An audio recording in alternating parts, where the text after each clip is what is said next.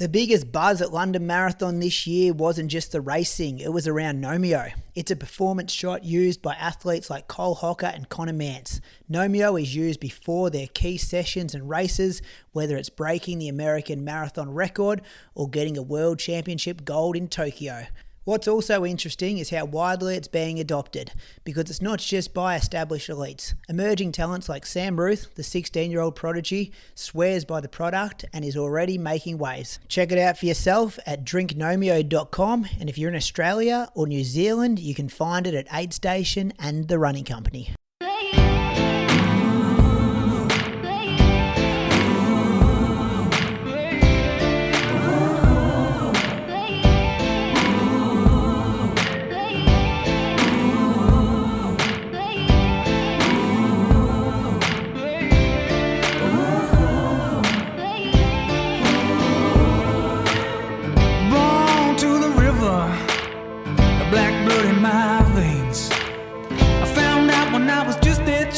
That your skin can bring you so much pain.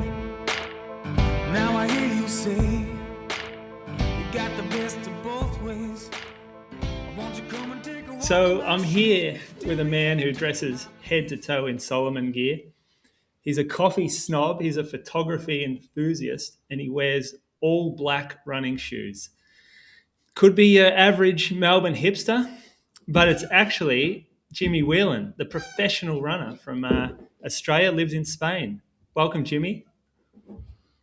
Cheers for having me on. I've been on a podcast before here on the Inside Running podcast, so I feel like I'm maybe a regular now. I think I've been a Patreon for I don't know, maybe 2-3 years, maybe more. I'm calling in from Leeds in the UK this morning. So, life's going all good. Got a race on Sunday. Oh, yeah. How many Nomios this morning so far? No Nomios today. Today's just an easy jogging day, but I'll take a Nomio Saturday night and then Sunday morning. So, all right. Yeah. Shout out Nomio because they're your shiny new sponsor. Watched your YouTube last night actually with the wife. That was pretty fun. Late night viewing. It was it's good stuff, your YouTube. Yeah, it was. I hadn't done one in a while, and I'm starting to get back into it. So that was half an hour video. It kind of icks me a little bit that I have a YouTube, but I kind of enjoy doing it. But people seem to enjoy seeing what I'm up to. Like I do live a bit of a different life in Barcelona and all that stuff, and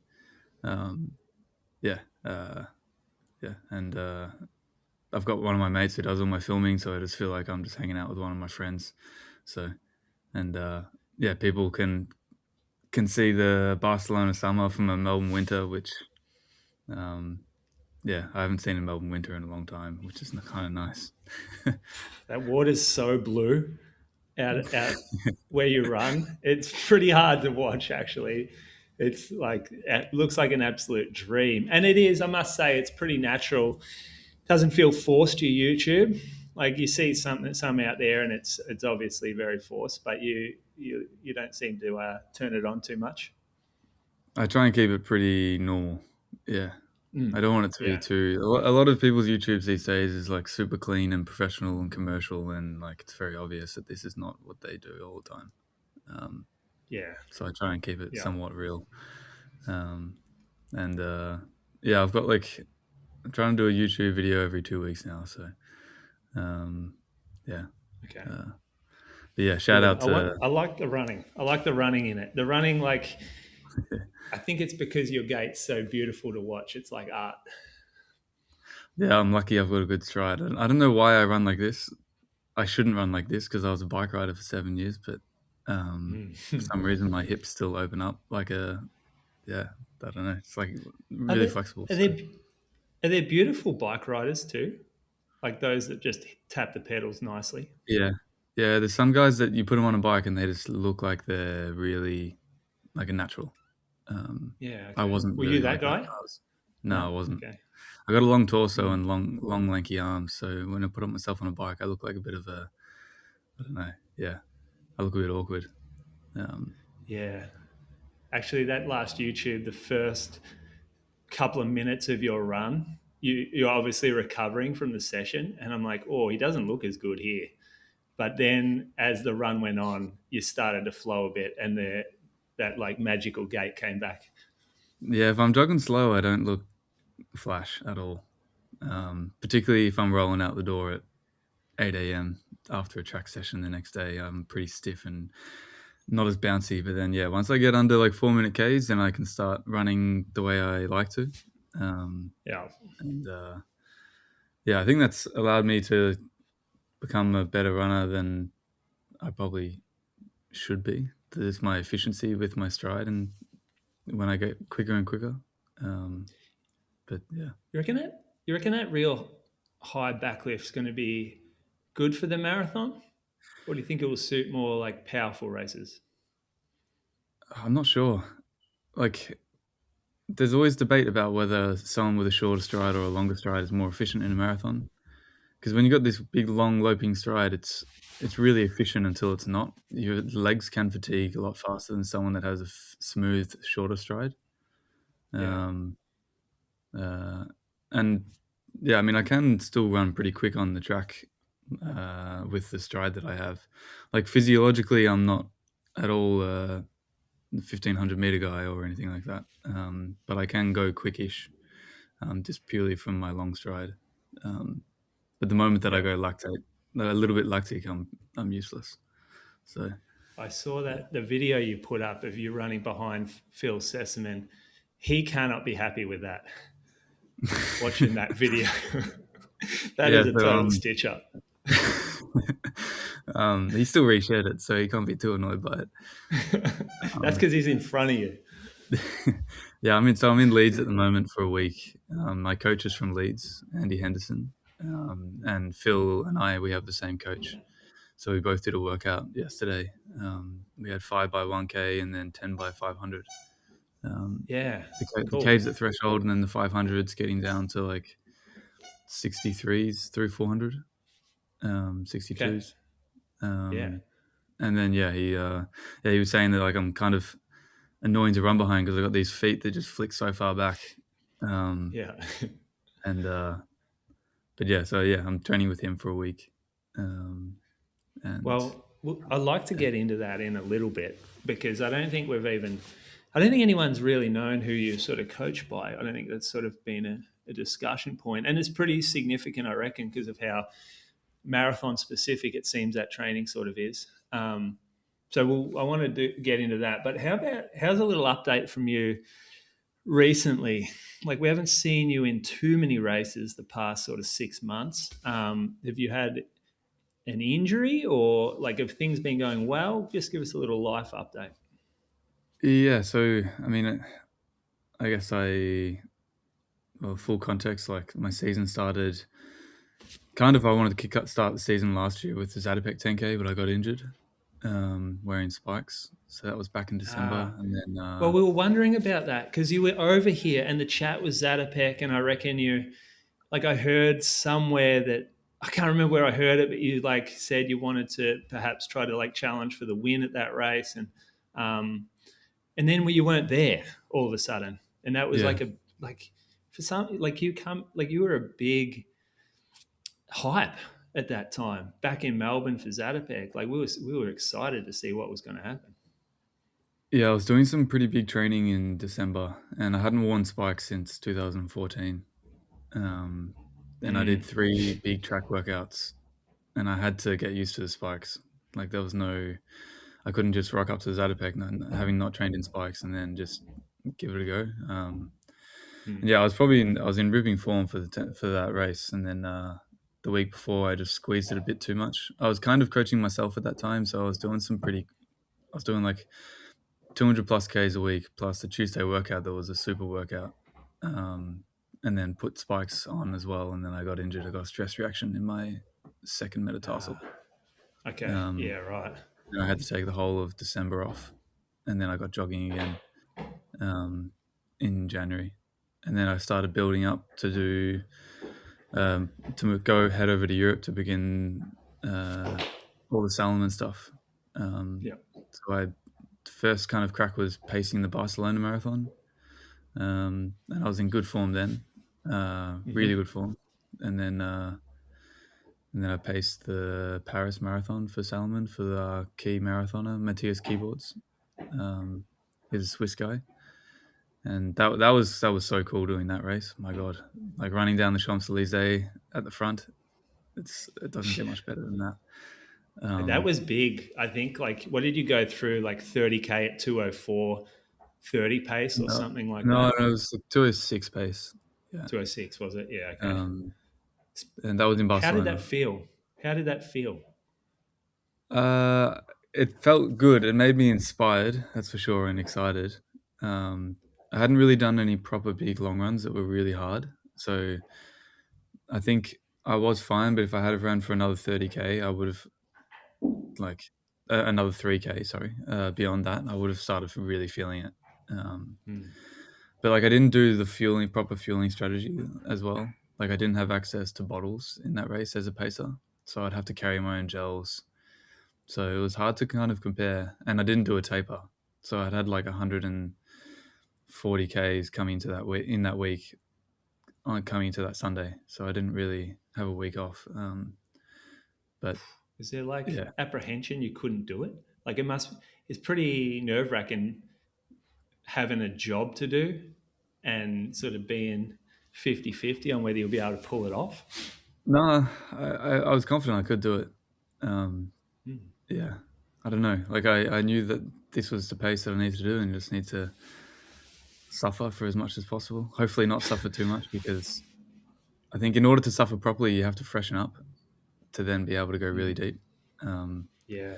But yeah, so I did those 2 pace jobs, and then I came into the Berlin half with really good form, and I wanted to chase sub 60, and I had an absolute doozy. And when you're a guy like me who puts it out there saying that I want to run fast, and then there's also hype within the running space, and then people are like, is he actually going to run sub 60 here? And then I just had an absolute shocker of a day. I got like 3K into the race, and just something didn't feel right. Couldn't work out what it was. Still don't know what happened that day, to be honest. I was in the sub 60 group for the first 5K, and then I decided to slow it down heaps and wait for the next group. Tried to settle into the 61-minute group. Couldn't find a rhythm. Just felt clunky. Nothing was really. It was like I was trying to drive a car that was fast, but like something was just going on with the engine, or I don't know. And then part of me was like, oh, do I DNF and just not put a shit time on the board? I think that's what most people would do. Is that when you clicked off at 15? 15K? Was that like, it was yeah, it was like through 10K. I was with the 61-minute group. And then I kind of just pulled myself off that group, and then just kind of floated in and jogged. And then still finished around 65 minutes. And yeah, I was like, oh, maybe I shouldn't finish because this time's pretty slow. And then I was like, oh, who cares? Just go through the Brandenburg gates and just get it done. Yeah, move on with things. Well, kudos for doing that, because stepping off, you have to answer way less questions than if you actually do finish in 65. Yeah. There's a lot in that, I reckon. So, yeah, good one. But then also my watch stuffed up that day. I got a new watch sponsor that day, and I didn't get the activity properly like loaded onto my watch during the run, and so it wasn't on Strava. So it looks like I've only put my good races on Strava, and then I hide my bad one. So a lot of people noticed that. Well, I reckon something happened. Like it popped up for like a minute and disappeared, and there's like 6 people screenshotted it and sent it to them. And they're like, look, Jimmy deleted his run. All the splits were inaccurate.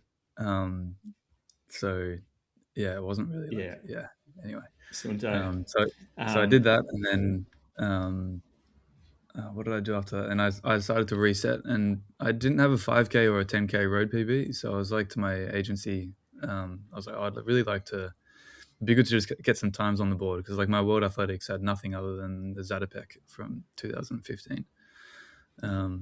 So I was like, okay, we'll enter a 5K in Manchester, which was a 10K in Manchester, which is like not a crazy fast course, but it has a good start list, so it was a good chance to run quickish. And then I did a 5K in Berlin, which was a really fast course, but it was pissing rain that day, but still ran pretty solid. It was like 13:45 and then 28:20 or something. Not like anything crazy, but like something to put on the board. And then been up in the mountains in the Pyrenees, and I haven't quite had like that kickstart season that I was hoping for, to be honest. Like I really wanted to just continue the hype from Valencia half, and then basically like just I didn't want to make the sport seem like it was easy, but like I kind of wanted it to seem like that. But it's not an easy sport. Like I think when I got over to Europe, I was like kind of not overwhelmed, but like I think I had a lot of things change in the last 6 months since like being basically unemployed, dreaming to be a pro runner, to now having this brand new life that I'm really happy with. But it was a lot of stress that I maybe tried to ignore. But now I feel like I have my feet on the ground, and like I have all my sponsors sorted. Like I'm in a massive privileged position to be like a full-time athlete. I don't have to work. I can just focus on my running full-time. And like I have security. These sponsors are on for multiple years, so it's like not like I'm just not sure what I'm going to do the year after. Like I've got a lot of stability until the end of 2028, so I can really just I mean, you've sort of shown how it is, or how it can be, to be a professional athlete without being an Olympian, or without running an Australian record, or like honestly, you've sort of done that off one race, really. Like you ran that fast half, and all of a sudden you're like you put yourself in a position to be a professional. You see guys over here just like slogging away for years and never getting any type of contract or support to be able to do that. So I feel, and when we were watching around December time, like it felt like you were taking a bit of the maybe professionalism from cycling, and how the sport kind of deals with athletes, to the running scene, and not undervaluing yourself, to put it kind of bluntly. And there's whispers around Melbourne of you talking to brands and then you're saying like basically like just not taking unders like a lot of athletes do over here. It's a massive so when I mean I'm quite lucky that I signed with Forte, who's based in Europe, who then talk to brands from Europe, from the US, like global brands, and they have much bigger budgets. So I'm not saying that the brands in Australia are paying unders, because I think they are actually. They're not respecting the athletes enough. Like the fact that some of Australia's best distance runners still have to work on the side is, I mean, some people decide that life as well. Like they want more security in another job, because running is not a secure job. But yeah, I think in Australia, I don't know if it's the budgets of these brands, but it can't be, because the running boom is so big. Like there has to be the money to be able to pay these guys and girls full time. But unfortunately, unfortunately, athletes, what they say yes to is their worth in the end. And so it was pretty disappointing. I mean, talking to some brands in Australia and hearing some of the offers, it's like, how are you meant to support yourself, let alone someone else? I think it's fine when you're in your early 20s and you just like, you get given the opportunity, which is awesome, but I'm not in my early 20s. Like, I've got to make this a full-time job, and I've got to set myself up a little bit. Yeah. And I'm not critical of anyone on this stuff, but it is like disappointing to see how much some of Australia's best are getting paid, but then by these brands from the running boom right now. I think it's just this norm that exists over here, and the reason the budgets are smaller is because no one's been pressing them to make it bigger, and they're sort of getting away with it. Like Yeah, exactly. they offer it, it gets taken. So why would they need to go Yeah. and dip into the global fund anymore? But maybe you're the catalyst. You're going to show that it can be done, or enough people go out. So what it seems like is you've kind of found the cheat code of getting an agency that goes outside Australia. Is that how that works? And it also helps that I don't I live outside of Australia too, so I live in Europe, so those brands are then able to have that chat. Yeah.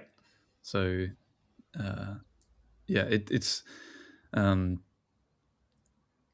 like it is a bit of a cheat code, but it also means that I'm living not in Australia, and I'm living away from home, so that has its own challenges. But like I'm hoping that can change. Like the brands, but the thing that needs to change is like athletes like waving flagging this publicly. I think talking about, but no one is talking about that. Like I don't even know if like you get cancelled pretty easily from brands talking about this stuff. But these are the big brands in Oz signing all the big athletes, and they're just not like it's. I'm probably too far the other side where I'm too transparent with this stuff and too happy to speak about stuff. And like other athletes won't speak to other athletes about what they're on either. It's very, very private. Whereas in cycling, everyone would share this information so that you could understand what you were worth. And then you could kind of group together and then almost create like a little party. Hey, the union. Sure I've been saying this. The union. Yeah, exactly. Yeah, like there actually it. Should be one. And especially now that there is the opportunity that these brands are doing really well with the running boom. Like you see with influencers contracts, like they're really good contracts, the influencers, but you're not seeing that in the professional athletes. And like professional athletes in Australia, they move a lot of product. Like the amount of people that would be looking at ASICS shoes after seeing Andy Buchanan win the City to Surf. You know. No, I agree. I think it's going to take something big to change. I'm really interested in, like, you signed with Solomon, which is a non-traditional running brand. They only have like 2 or 3 road training shoes over here anyway. It might be different in the market in Europe. When you sign with them, what would be the equivalent in the bike world of which brand would that be, like you coming in and signing with? So like 2 years ago, there was a brand, Decathlon. Which is called, in the bike space, it's called Van Riesel, and they entered the world tour 2 years ago with the French team. At the time, it was AG Tour. And a lot of people were talking about like, oh, they're crazy to sign with this bike brand because it's not, they don't have a good reputation, or their products are kind of mid-tier. But in the last 2 years, they've now created some of the best bikes that the Peloton's seen, and they took a punt with this brand, and they've delivered, and now they're racing on some of the best stuff. And Decathlon was one of the biggest brands in the world tour, and you kind of say that like Salomon's a huge brand, and they're coming into the road space. They're super new. As you said, there's not that many models. Like they don't have a full lineup like the ASICS or the Adidas or the Nikes. Like, you know, in ASICS you got like, it's crazy, you got like 9 different shoes or something that guys can race and jog in. But in Salomon, like you've got the Glide, the Blaze, which are their 2 jogging shoes, and then you have their essentially their 1 marathon shoe. So, but that is about to change next year. They'll have a full lineup, which is really exciting. And when I signed with Salomon, it was it's a bit of a gamble because I could have signed with other brands. Like I was trying all the other shoes in December, and like there was some shoes that were there's some brands that were already super established with a shoe that was like lightning fast already. But I would have been just one of like 300 athletes, whereas now signing with Salomon, like one of 3 guys on the road, which is pretty cool. And like being part of their product development. Like I've gone to Annecy, which is where their headquarters are, 3 times this year, and then I'm going again in a few weeks to go do product testing and efficiency testing for their next marathon shoe. Like what sort of doing foams stuff are like they that. playing around with? Do you know? Hey, what sort of foams are they playing around with? What compounds? I don't know if I can share it. Their one at Probably the moment not. is like Probably not. Yeah. Well, I actually don't know yet. I'll find out in a few weeks. Okay. But yeah, I tried a shoe 2 months ago that was pretty exciting, like super exciting. When I put it on, you just know immediately when you're in a good shoe. And yeah, I'm pretty excited. I think I don't know when I'm allowed to start racing in that one, but I'm hoping it's pretty soon. I'll check out the prototype list. Yeah, they got a it's few on on there. Alex. Are they registered? No, not yet. No. Okay. It's all Well, still. you're not allowed then. Yeah, no, I'm not allowed. Yeah. What do you wear in Manchester? I've been wearing the Phantasm 3, which is the aero road racing shoe with the cover. Yep. Oh, the cover. Yeah, that's crazy. Yeah. And that is wild, actually. Yeah. Like these shoes, like like all the jogging shoes and the marathon shoe, like they're good shoes, but the ones next year are gonna really elevate them. It's quite exciting stuff.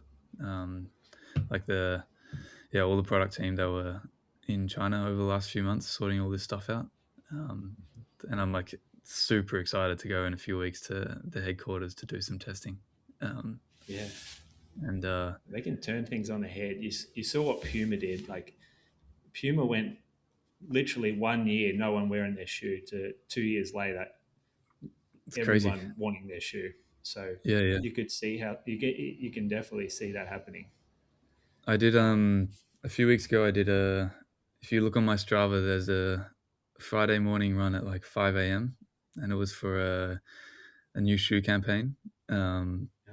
And it was for their next training shoe, which is going to sell like crazy, I think. Bit of a game changer. So, what, the new Aero Glide? No, it's a different type of one. Yeah. Huh. So that was really exciting to be part of the campaign. So like just being the face of the shoe, which is sick. And then 2, just knowing that it's going to be a bit of a unreal shoe just to delete some Ks. Because at the moment they have like their daily joggers. They have their daily joggers at the moment, which I think are really good, and they actually like make my legs very strong. And just I have like one pair of shoes that I do all my running in, and then that's it. Like I just keep it. It's kind of old school, simple. But it works. So they're very like they're one shoe they've kind of nailed. You can use it for nearly everything, like outside workouts and stuff. Like you can recover in it, you can do long runs in it. It's kind of really versatile. We do really well with it in our store here, actually, the Aero Glide. Yeah. Let's have a quick break to talk about Nomio, because it's something that I've been looking into recently. The concept is pretty simple. You take it about 3 hours before a hard session or race. It's made from broccoli sprout juice, which contains an active substance called ITC. ITC has been shown to help reduce lactic acid buildup and oxidative stress during high-intensity efforts. What's interesting isn't just that sessions can feel smoother, it's what happens over time. If you're able to handle hard workouts better and recover more consistently, you can stack quality sessions. And that's really where performance gains come from. Over the past year, we've seen many elite athletes start using it. Guys like Cole Hocker, Connor Mantz, and Andreas Algren. Andreas, who has had a huge season last year with his triple European records. I was so intrigued by the research and the results of Nomio that I reached out to the team to learn more. And after trying it myself, I can only wonder about what part they played in all the records that were set at London Marathon this year. If you want to check it out yourself, it's at drinknomio.com. And if you're in Australia or New Zealand, you can find it at Aid Station and all over at the Running Company. You come from the bike world where it's a team-based setup, and now you're an individual athlete. How hard has it been, like, finding all the support networks that would have used to just been sort of provided to you? Is that a lot harder in running? Yeah, it's interesting. Like, I'm really happy that I'm doing my own thing now, that I can create my own space. One, because I thrive in that type of environment. I'm very like self-motivated. I only need like a few people to keep to feel like I've got a little team around me. And I'm also lucky that I've spent so much time in the cycling space that I know what does and doesn't work for different people in different situations. I mean, like, first and foremost, you got to like hopefully create a sponsorship model that works and that is long term, because then that gives you the stability to really be like, okay, I'm doing this for at least X amount of years, and I can afford to live this type of life, to go on these type of camps. Because yeah, that's like super important, and I'm lucky that I've ticked that off. Well, not lucky, but did you model your approach on anybody else in the industry? No, not really.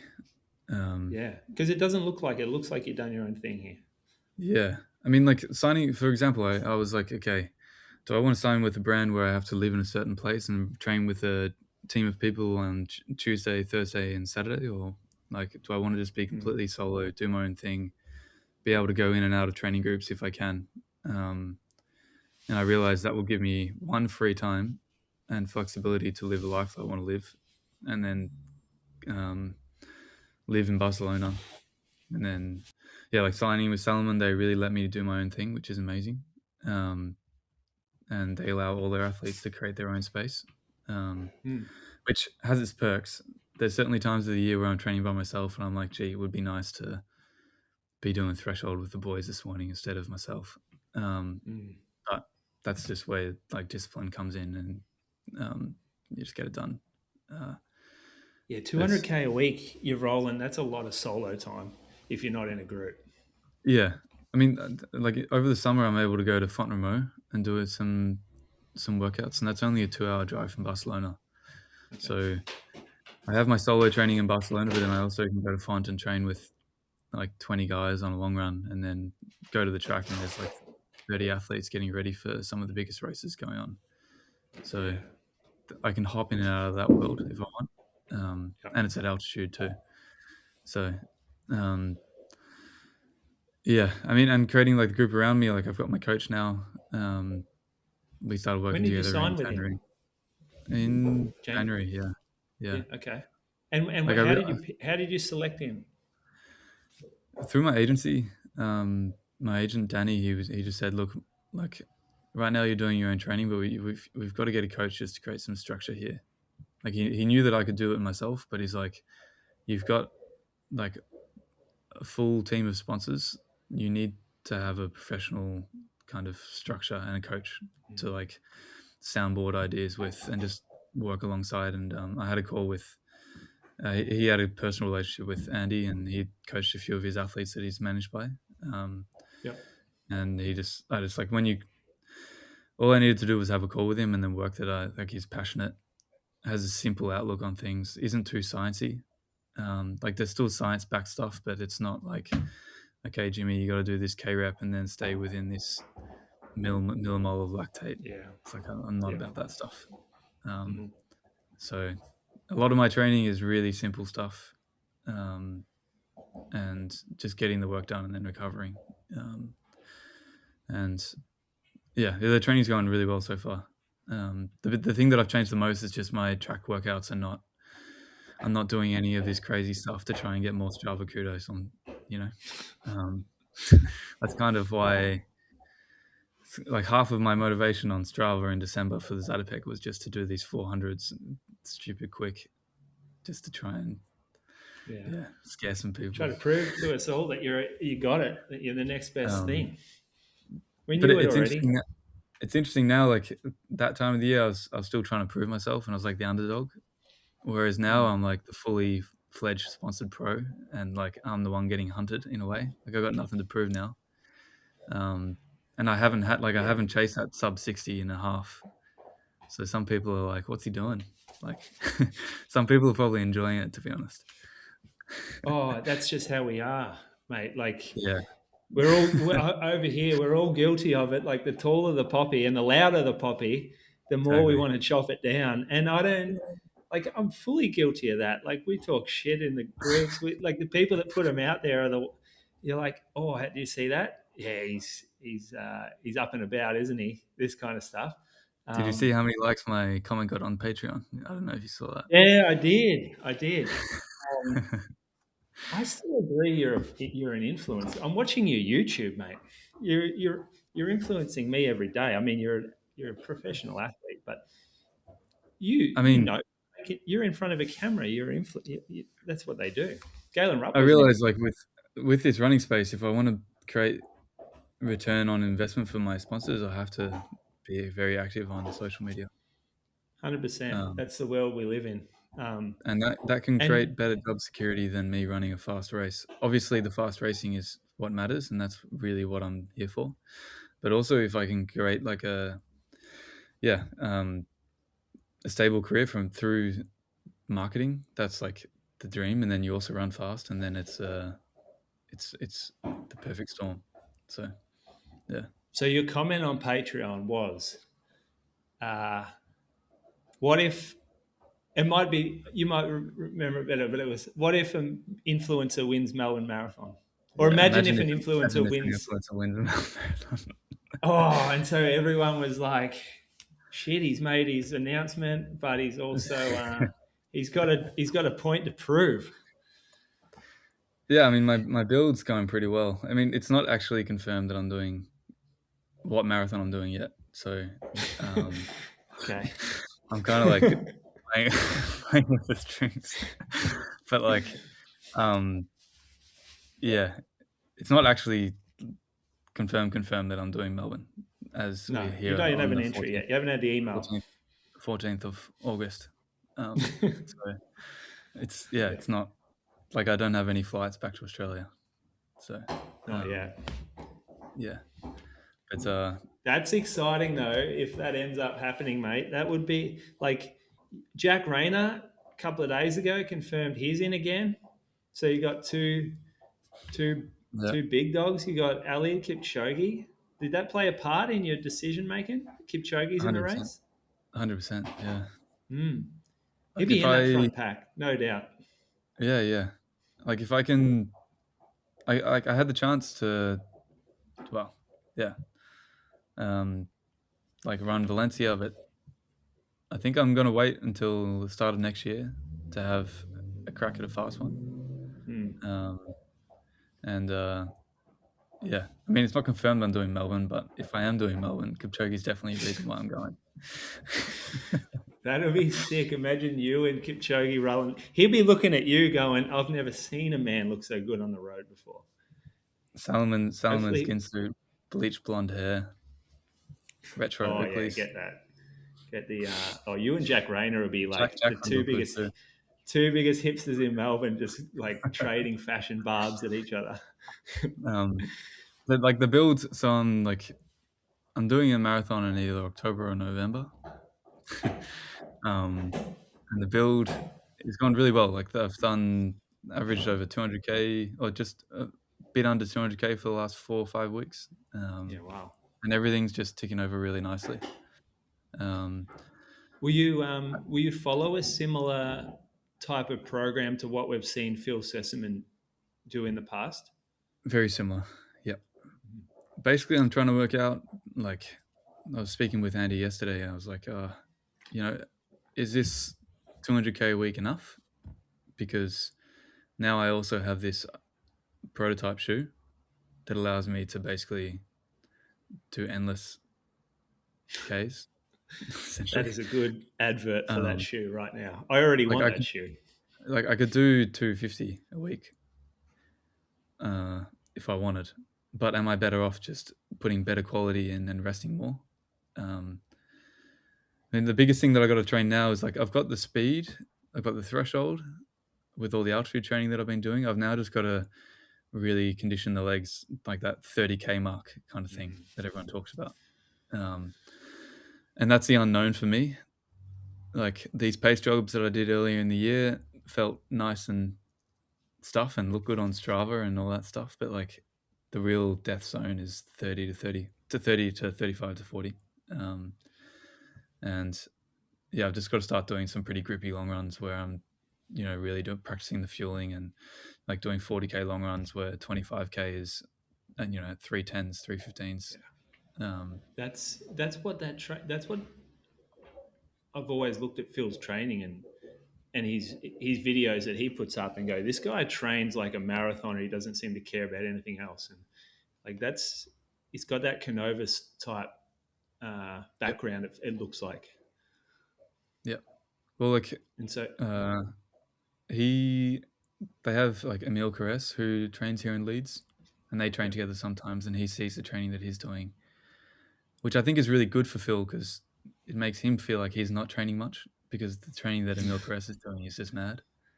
yeah, And he's coached by Canova, so yeah, it's interesting. Like Phil's curious to see how my first build goes. I think he's quite excited by someone doing their first marathon build, and he's seen me, obviously, and alongside the same coach as well. He was asking me what racing I'm doing and what I'm building for, but yeah, like if you do end up running at Melbourne or any other one that's not one of these fast ones, do you reckon there'll be a little bit of FOMO if you get in unbelievable shape and you just find yourself on a course perhaps without a pack, just leading to a less than ideal finish result or race time? I mean, yes and no, but like that chance could happen again in January, February, Yeah, like in Seville, for example. yeah, I think if I want to, okay, Alex Yee did his first marathon in 206 something. It's like there's no barriers to, like, it's not like you can't run fast in your first one. So yeah, there is a little bit of me being like, heck, if I get myself in ripping form and I'm like, I don't get that perfect race conditions in a race that's not Valencia, for example, and it's also in the Olympic window in Valencia, I'm yeah, like, did I just miss a shot? There is a bit of that, but I want to race at home or like race wherever else. Like I don't know. It's hard to know. But I just feel like it's kind of nice to do a build, my first marathon build, where I don't have that pressure as well. yeah. It's It'd be good being back home running that. yeah. Anyway, yeah. So were you going to head to the mountains for that, for like a big block before the marathon? I'm here in the UK for 2 weeks. So I do a 5K on Sunday, in Oh, which Manchester. one? It's called the Sports Shoes Podium Manchester 5K. It's the 5 by 1K Road race. Yeah, road race. It's pretty Yeah. quick. There's some fast track boys doing it, and that's just to open up the legs for this half marathon in Antrim next Sunday, which is a pretty fast course. Galen Rupp's doing it, which is pretty cool. Ooh, okay. He was like one of yeah, right. He was like one of my childhood heroes. Yeah, that's cool. So yeah, that's in just north of Belfast, and so there's a good group there trying to like run. I'm going with the 61-minute group, and then hopefully I'm not allowed to say what the selection is for the world champs for The World Copenhagen. Road Running Champs. Yeah, it's not released yet until I think next week at some point. The actual team or the criteria? Yeah, the team. Oh, the team. But you've applied for it. I applied for it, yeah. Yeah. So I'm either doing that or I'm going to do it. Any comms? Have you had any comms from them about it? A little bit, yeah. Okay. They were just like, "Oh, what's this influencer doing applying for the?" Whelan, we've seen this bloke's YouTube. Okay. So yeah, because there's a half. It's pretty much world half marathon champs there. Pretty like that's what they call it. And there's a shorter distance races too. Yeah, there's a mile as well and a 5K. A mile. Okay. Yep. So lovely. That could be a chance to try and get my first Aussie singlet, which would be super exciting. Like that's been on the back of my mind for this whole build as well. So not just getting ready for my first marathon, but getting ready for this event to then build from there to my first marathon. So that's the way that's working. And then, I'll probably do the rest of my marathon build in Barcelona at home. I don't think I need to go to altitude. I think I'll save I've spent a lot of time in the mountains at altitude, and I'm a bit sick of it, to be honest. From cycling? I sound like a bit of a princess saying that. It's like, it's nice being able to go to the altitude and just run all day and do nothing. But it's also nice being at home in Barcelona.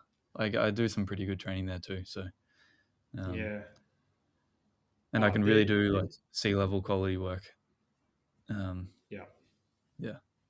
The personality of someone who just can love the mountains and like would live there 365 days. It's pretty rare. Like, and I feel like it's more detrimental than beneficial. Like, unless you've got a good group of mates up there, it's pretty hard work. And it's also expensive. You got to stay somewhere. Yeah. And I mean, a lot of the reason why I've gone to altitude the last 2-3 months is just to get away from the heat in Barcelona. So like last Tuesday, I tried to do a track workout and I had 10 by 1200 and I only got 8 of them done. And the last 2 were, I was doing my thresholds instead of like 70s, I was doing them in 76 for the last 2. Yeah. I was just like, it's hard work. It finally cools down next week, which is nice. Well, that's almost perfect. You get like a heat block in. But yeah, I mean, the whole thing nowadays in cycling is you do altitude and then you do heat afterwards and then you go to a race and then you're flying. Yeah. So that's kind of what I've done for this 5K and 10K. I haven't done that much speed work, so I haven't done 5K specific stuff, but I should be right. Yeah, it also doesn't matter because you're trying to run a marathon. Like, yeah, exactly. It's nice to do. It's nice to do well, but I don't think anyone's looking over expecting you to run that fast because you're like, it's a different kind of human that can do that. Yeah, but I'm a bit. I've got a bit of an ego, so I want to think that I can run fast in every event that I do. Yeah, good. But yeah, I've also got to stay grounded. Well, it's such a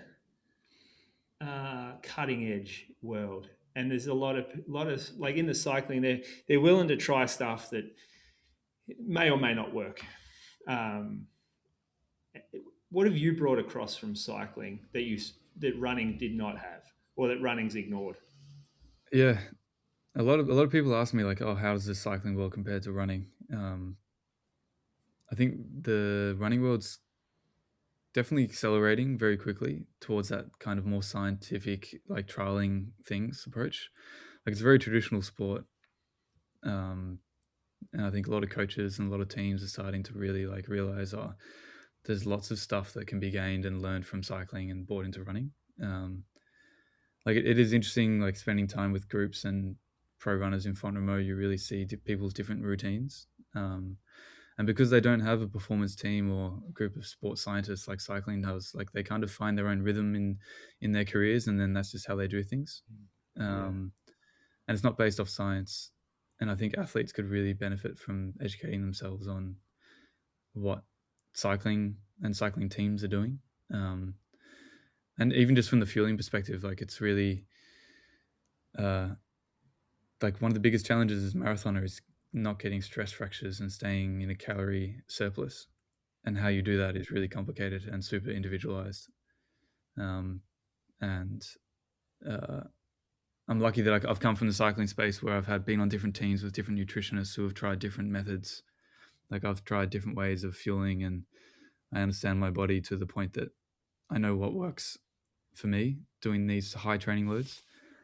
But also what worked for me when I was 25 didn't work for me when I was 21, and now it doesn't work for me now that I'm 30. Like the body's constantly changing. And I'm still trying to navigate the running space as well.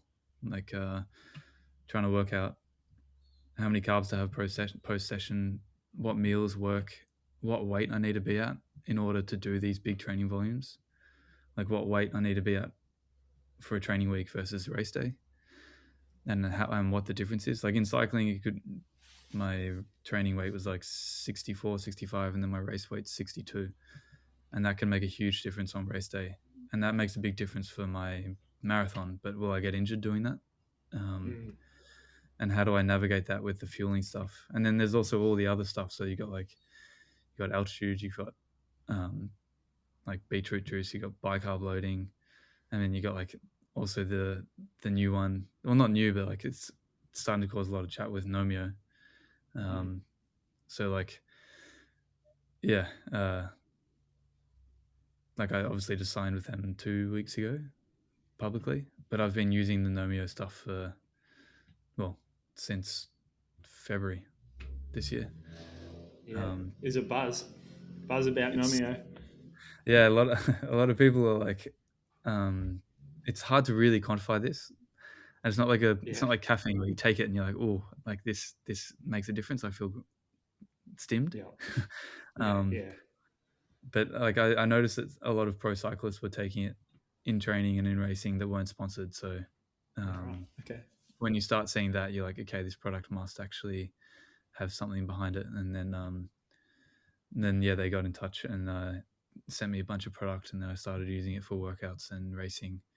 Again, the only way to really properly, like you can read all the studies, which are great, but the only really way to test this stuff is in training, and if you actually just feel better. And like, yeah. Have you tried it before? I've tried it several times, but I've only tried it when I've been fat and slow, and so there's no way it was ever going to work. It can't combat that, unfortunately.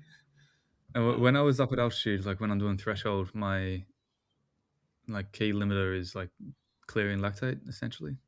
I did find when I had Nomio for these big threshold workouts, like last Tuesday I had 5x3K at the track at altitude at 1900 meters, and I do. It's hard to say, but I had a really good workout, and I had Nomio 3 hours before and Nomio the night before, so it's like, yeah. I mean, also you've got to be fit to do that workout. Like you can't be unfit. Yeah, that's a big take one. a Nomio shot and think that it's going to be the savior. So how are you? How are you tracking? You're at altitude, and you've got 5x3K. Like, what's the prescription of effort for you there? Is that a pace-based prescription? It's really hard when you're in the summer. It's like threshold is dependent on what the weather's doing too, and then also when you're at altitude, the body's, I feel like, twice as fragile, twice as sensitive to a bad day or a good day. So if you're a little bit off, you just can't do the session. So that's where I really have to just finesse it, on the workout. Like I had my mate on the bike pacing me that day, and he said, like, what are we doing? I said, well, on paper we got 5x3K with 3 minutes rest, all at like 850s. And 850s. Okay. And at altitude. 855s, 850s, yeah. That's solid. And I was like, I don't know if it's going to feel like threshold, and I don't know if it's going to get too hard. Maybe I'm going to do 920s, or maybe I'm going to go under 9. Don't know. I'll have to see how the body's going in the workout. So when I do this threshold stuff, it's really off RPE at altitude, and also the heat. So it was in the middle. It was like 11 a.m. at the track, sun beaming down. It would have been like 33 degrees. Why did you pick that time to do it? I want a little bit of heat stimulus. Right. Yeah. Even the If pace, I can, even if it compromises the pace of the workout. like I could have done it at like 1 p.m. when it was really hot, but like at 11, 10 a.m. you still get enough heat stimulus that it makes you suffer a bit, but you can still get the work done at the right pace. Okay. Yeah. With the idea being that I then go to a run a little bit faster than threshold in Ireland in Belfast, and it's 14 degrees, and my brain thinks, "Oh, this is easy." Yeah. Essentially, yeah. Do you think there's more doping in cycling or running? But the testing's not good enough in running, that's for sure. A lot of Like you could get positives away coming with, out of one particular region, though. yeah, but even like, I mean, I don't want to say it, but like this, the Europeans are not tested properly. You Like, mean like when you say properly, do you mean like frequently enough? yeah, frequently enough. So in cycling, you would get tested at home like once every 2 weeks. You'd have a full blood passport on you for years.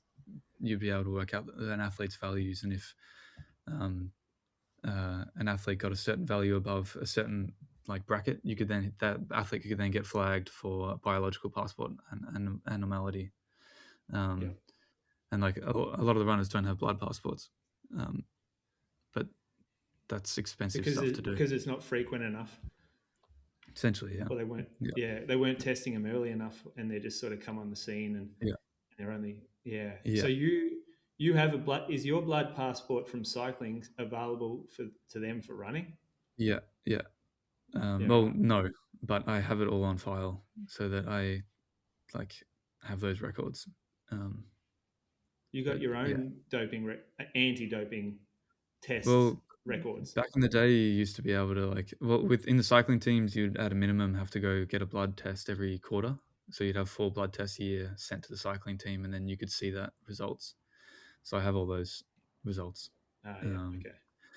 But I think like in pro running, like it's a very expensive process, and the federations and the sport needs to have the cash in order to pay for this testing. Like it's so expensive, and because of the history in cycling, it's obviously it's going to always, that testing is always going to be quite frequent just because of what happened in the 90s and early 2000s. How Like at the much top did you level see it when you were in there? Do you see it happening? Teammates or rivals?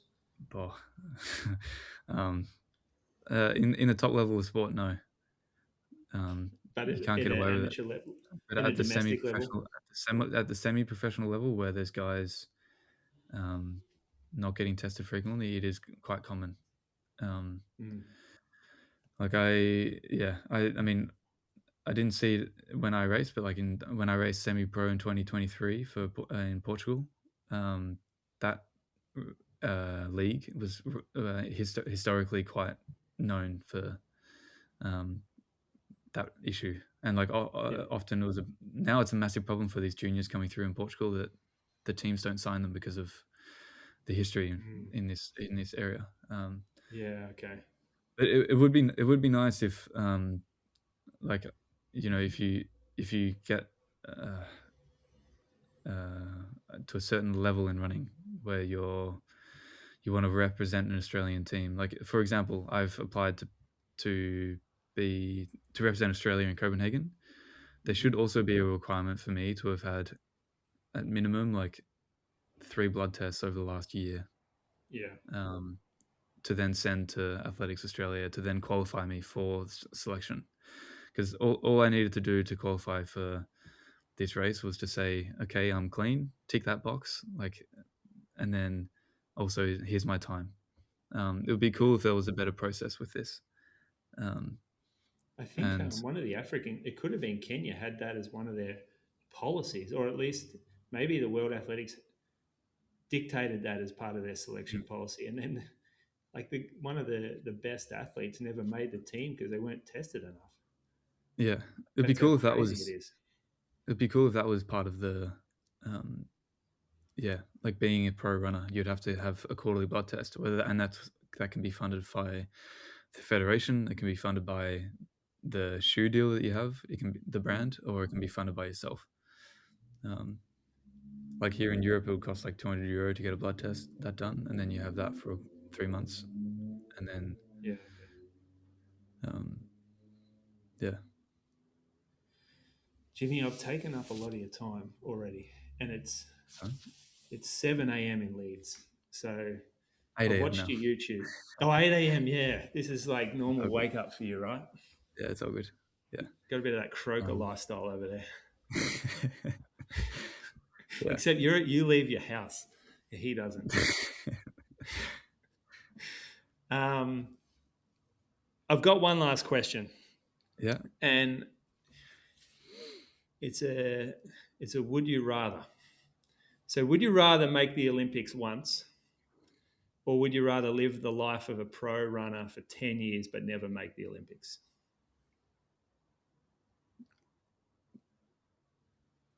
And how long am I a pro for when I make the Olympics? Like 3 years, say. Gee, good question. Let's say,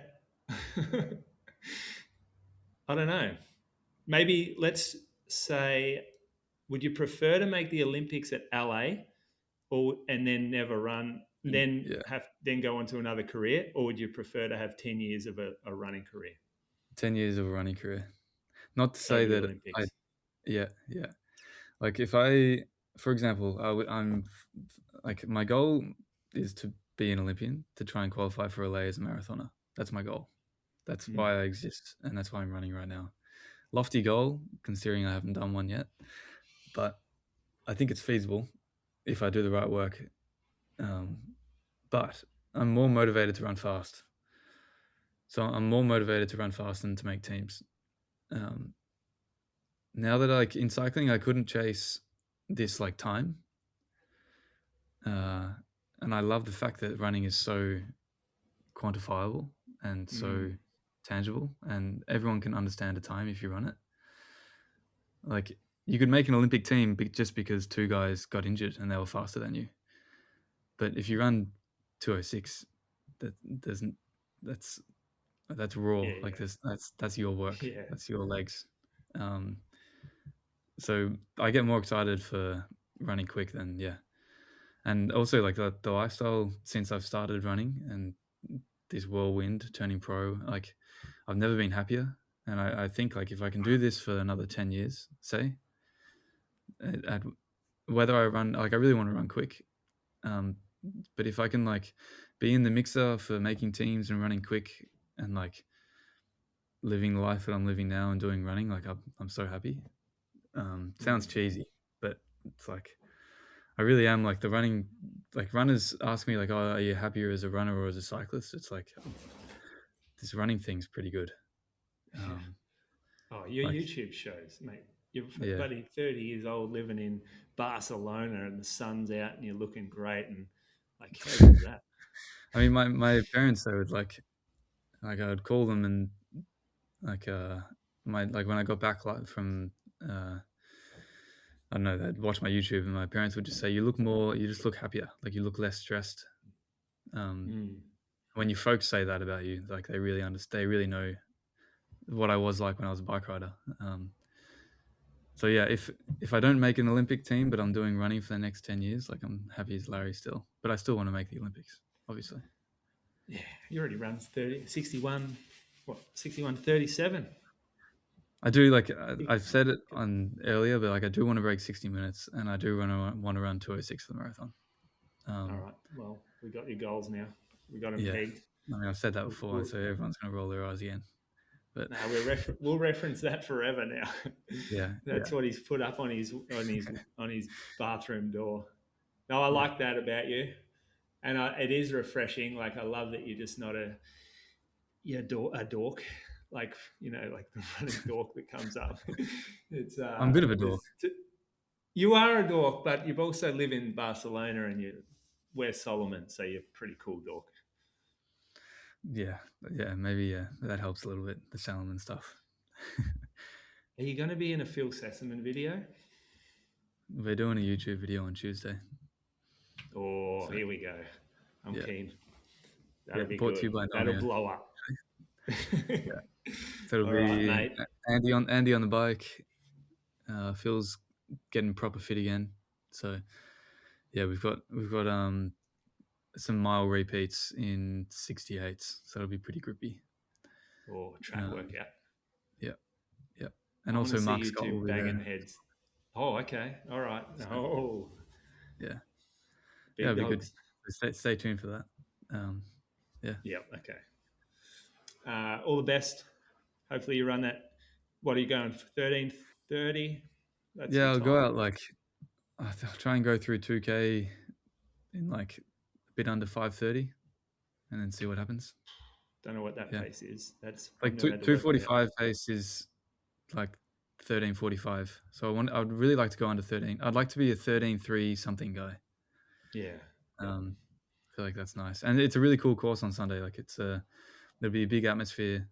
It's around a crit course almost. It's quite fast. It's 5 laps, so a good atmosphere. And then Cool. then I'll try and run under 61 minutes in Antrim next Sunday. Yeah, and make sure you save the file for Strava, mate. Even if you don't. Yeah, don't worry. Maybe I'll just hide it from you. I can pick people who I want to hide the activity from. Yeah. All right. Well, appreciate your time, mate. Thank you, and thanks to Nomio. Yeah, cheers. I just want to end this episode with a quick shout out to Nomio. After trying it in my own training, I'm convinced, and every elite athlete I follow also seems to be on it. Using it before hard sessions or races is a game changer, and I can't imagine doing one now without broccoli in my veins. You can find out more for yourself at drinknomio.com.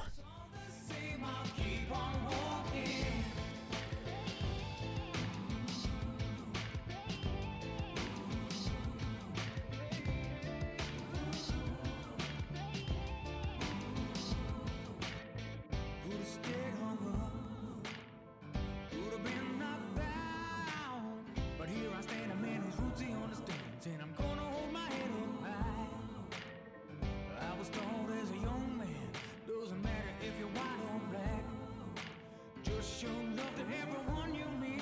Doesn't matter.